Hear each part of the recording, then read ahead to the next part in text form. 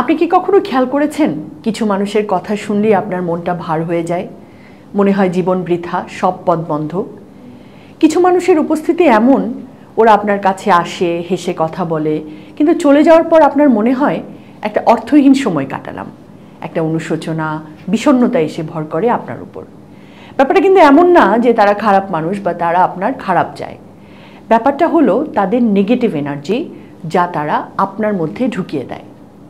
আজকের ভিডিওতে আমি বলবো এমন 5 ধরনের মানুষের কথা যারা আপনার আশেপাশেই থাকে, কিন্তু নেক্সট টাইম তাদের সাথে সময় কাটানোর আগে আমি চাই আপনি দুবার চিন্তা করেন।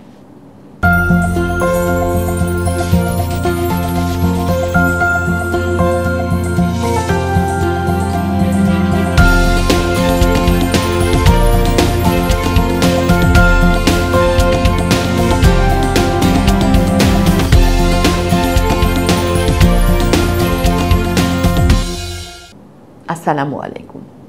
আচ্ছা, আলোচনাটা শুরু করার আগে আমি কোরামের কথা একটু বলে নিতে চাই। কোরাম হলো কোয়ান্টামের একটা ব্লগ পোস্ট সাইট। 2012 সালে এটা শুরু হয়। 15-16 বছর হলেও কোয়ান্টামের অনেকে এটা সম্পর্কে এখনো কিছুই জানে না। কারণটা আর কিছু না, প্রচারের অভাব, ভালো জিনিসের প্রচার কম হয়। এখানে অনেক ইন্সপায়ারিং সব লেখা আছে, যা পড়লে এগুলো হয়তো আপনার মেন্টর হিসেবে কাজ করতে পারে। আমার নিজেরও বেশ অনেকগুলো আর্টিকেল আছে।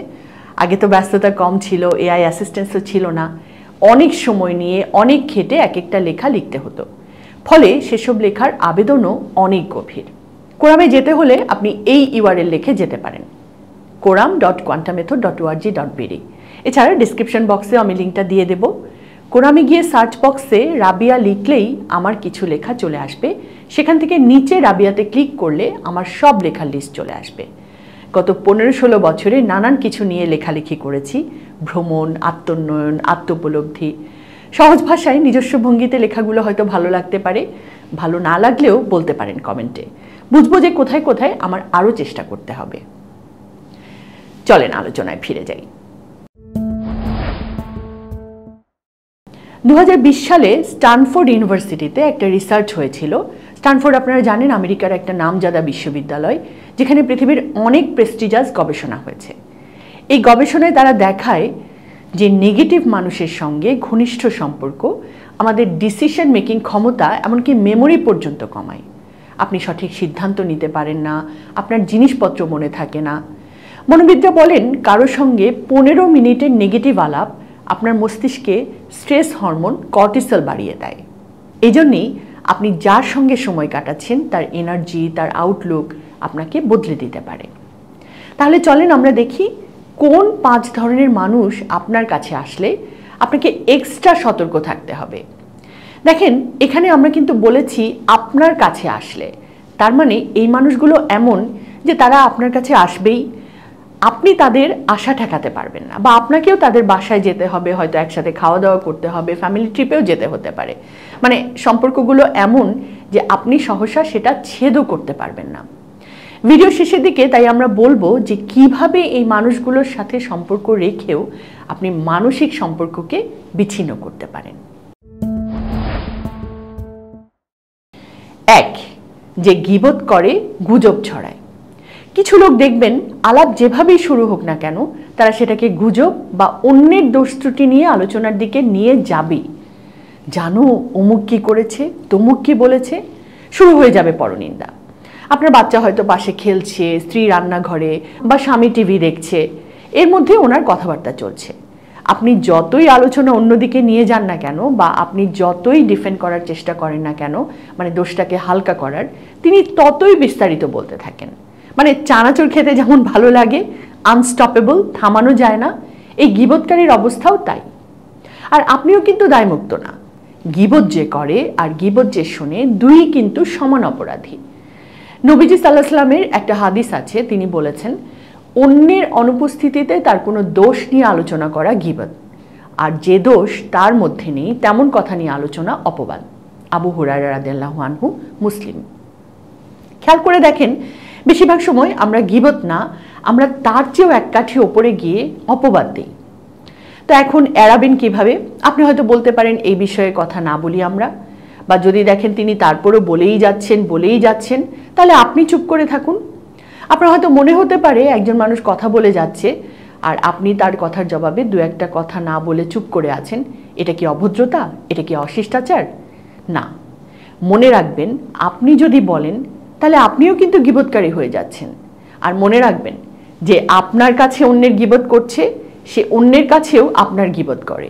আর আপনি যদি নিয়মিতভাবে এরকম নন কোঅপারেট করতে থাকেন, তাহলে দেখবেন তিনি আর আপনার কাছে গীবতের আলোচনা নিয়ে আসছেনই না, কারণ আপনার সাথে তো তার জমছে না। 2, যিনি সবসময় অভিযোগ করেন, নেতিবাচক কথা বলেন। আরেক ধরনের মানুষ আছে, দেখবেন সব কিছু নিয়েই যার অভিযোগ থাকে, কোনো কিছুতেই তিনি সন্তুষ্ট না, খুশি না। হয়তো দেশ নিয়ে কথা উঠেছে, 5 মিনিটের মধ্যে তিনি দেশ নিয়ে এত সব নেতিবাচক কথা বলবেন, আপনি ভাবতে শুরু করবেন এই দেশ থেকে পালাতে হবে। হয়তো বৃষ্টি হচ্ছে, বলবে এত বৃষ্টি কেন? তাহলে কি রোদ ভালো? না, রোদও খারাপ। শীত? না, শীত কোনো সিজন হলো? তো এদের সঙ্গে কিছুক্ষণ সময় কাটানোর পর আপনি দেখবেন আপনিও সব কিছু নিয়ে বিরক্ত।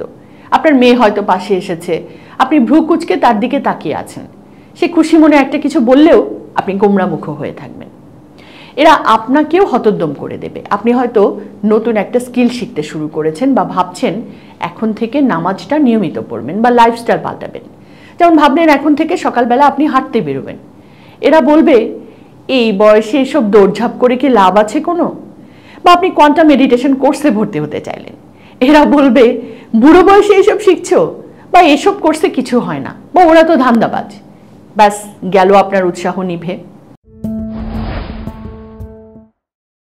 এরকম অনেক হয়েছে, দোকানের মালিক কেনাকাটা করতে গিয়ে পরিচয় থেকে সুসম্পর্ক, তারপর তাকে কোর্সে উদ্বুদ্ধ করা। কিন্তু যেই কোর্সের সময় কথা বলছি আর কোনো সারা শব্দ নেই। কি হলো? কিছু তো বলেও না।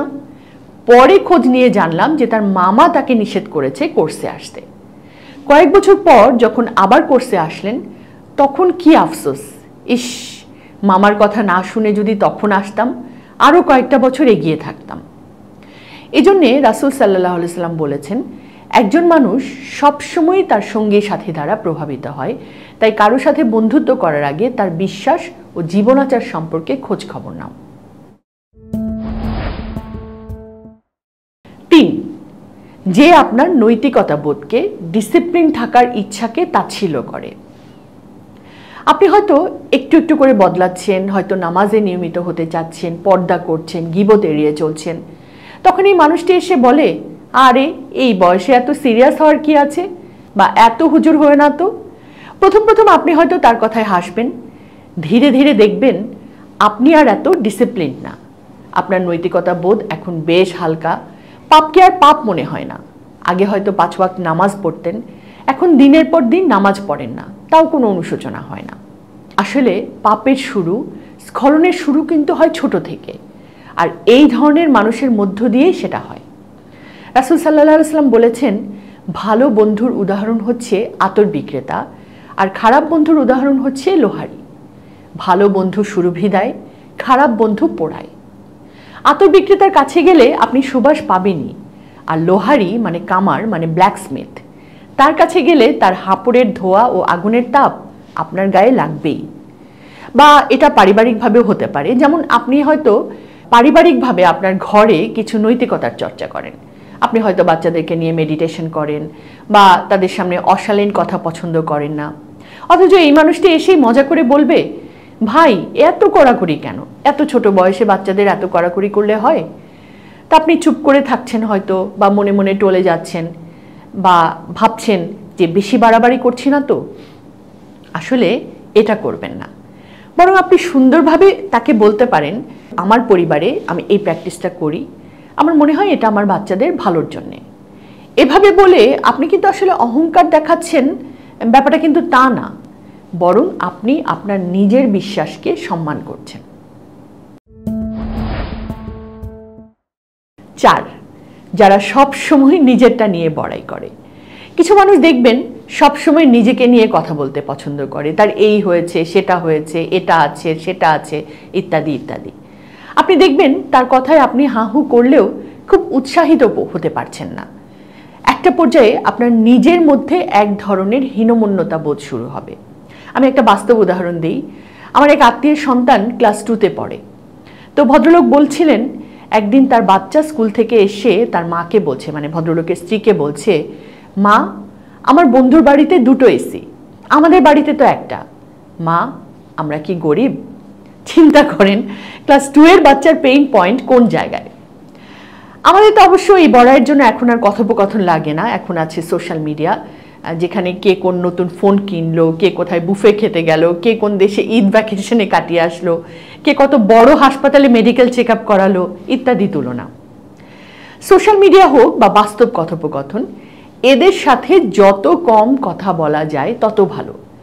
আর আপনি শান্তির জন্যে শুকরিয়ার চর্চা করুন। আল্লাহ রাসূল সাল্লাল্লাহু আলাইহি সাল্লাম বলেছেন, তোমার চেয়ে নিচ অবস্থানে থাকা মানুষের দিকে তাকাও, ওপরের দিকে নয়। এতে করে তুমি আল্লাহর নিয়ামতকে তুচ্ছ ভাববে না। আপনি আপনার জীবনের প্রাপ্তির দিকে তাকান, শান্তি পাবেন। 5, যে নিজের ব্যর্থতাকে আপনার ভবিষ্যৎ বলে ধরে নেয়। 2 নম্বর পয়েন্টের সাথে এটার কিছু মিল থাকলেও পার্থক্য হচ্ছে এরা খুব অনেস্ট সাউন্ডিং। মানে এদের কথা শুনলে এত আন্তরিক আর অমায়িক মনে হবে যে আপনি প্রভাবিত হয়ে যাবেন। মানুষটি হয়তো নিজের জীবনে সফল হয়নি, তো সে যখন আপনাকে বোঝাবে চেষ্টা করেও লাভ নাই, আপনি তখন কনফিউজড হয়ে যাবেন। সে হয়তো বলল, আমি চাকরির পাশাপাশি পড়াশোনা করে কিছুই করতে পারি নাই, তুইও পারবি না। আপনি তখন নিজেকে প্রশ্ন করতে থাকেন, ও যদি না পারে আমি কি পারবো? আপনি নিজের ইউটিউব চ্যানেল শুরু করেছেন, সে বলে, তোর মতো আমিও শুরু করেছিলাম, কিছুদিন পর আর ধরে রাখতে পারিনি। আপনার মধ্যে সন্দেহ ঢুকে পড়ে, আপনি হতোদ্যম হয়ে পড়েন। এরা আসলে নিজের অতীত ব্যর্থতাকে ভবিষ্যতের ভবিষ্যৎবাণী বানিয়ে ফেলে এবং আপনাকে সেই ভবিষ্যৎবাণীর বলির পাঠা বানায়। তো তাহলে সমাধান কি? 1, মানসিক সম্পর্ক ছেদ করুন। এই মানুষগুলো যদি আপনার রক্তীয় হয়, আপনজন কেউ হয়, বা এমন কেউ যার সঙ্গে আপনি সম্পর্ক ছেদ করতে পারছেন না, তাহলে তাদের সাথে মানসিক সম্পর্ক ছেদ করুন। বাস্তবে হয়তো দেখা হবে, কথা হবে, খাওয়া দাওয়া হবে, কিন্তু আন্তরিকভাবে মিশবেন না। তবে রুড হবেন না, আপনি জাস্ট তার কথায় মানসিকভাবে প্রভাবিত হবেন না। 2, পজিটিভ সঙ্গ বা সংঘ খুঁজুন। সফল ও সুখী মানুষের সাথে থাকলে সফল ও সুখী হওয়ার জন্য কাজ করা সহজ হবে, আর বাজে লোকের সাথে থাকলে বাজে পথে চলা সহজ হবে। আমার কথা না, নবীজির কথা, নবীজির হাদিস। এজন্যে আপনার আশেপাশে সফল, সুখী, নৈতিক মানুষদের খুঁজে বার করুন। এছাড়া সৎসঙ্গেও মিশতে পারেন। এখানে একক কাউকে না খুঁজে পেলেও সংঘবদ্ধভাবে আপনি ভালো মানুষদের সাথে থাকতে পারবেন, যেমন কোয়ান্টাম ফাউন্ডেশন। 3, নিজের বিশ্বাসকে শক্তিশালী করুন। এজন্য নিয়মিত মেডিটেশন করুন, ভালো বই পড়ুন, পজিটিভ কন্টেন্ট দেখুন, ধর্মীয় অনুশাসন মেনে চলুন। সব ধর্মই নৈতিকতার কথা বলে। 4, আর সব সময় স্রষ্টার কাছে দোয়া করুন, হে আল্লাহ, আমাকে এমন মানুষের সাহচর্য দান করো যাদের কথায় আমার আত্মা জেগে ওঠে, ভেঙে না পড়ে। আর ভেবে দেখুন, আমি কি কখনো অন্যের সাথে এমন আচরণ করেছি? যদি হয় তবে দোয়া করুন, হে আল্লাহ, আমাকে এমন মানুষ বানাও যাকে দেখলে তোমার কথা মনে পড়ে, যে যে ঘরে যায় সেখানেই বরকত ছড়িয়ে দেয়। এই ভিডিও দেখে যেন আমাদের মনে না হয় যে আমরা আপনার আশেপাশের এই মানুষগুলোর ব্যাপারে আপনাকে রুড হতে বলছি, বাজে ব্যবহার করতে বলছি। বরং ভাবুন, আমি কিভাবে আমাকে শুদ্ধ, স্রষ্টা সচেতন ভালো মানুষ করতে পারি। দর্শক, আর এই এপিসোডে যেই কথাগুলো বলা হলো, যেই মানুষদের সম্পর্কে বলা হলো, এরকম কেউ যদি আপনার আশেপাশে থাকে তাহলে আপনি কমেন্টে জানান, এবং আপনি তাকে কিভাবে হ্যান্ডেল করেছেন বা করবেন বলে প্ল্যান করছেন সেটাও জানাতে পারেন। ধন্যবাদ।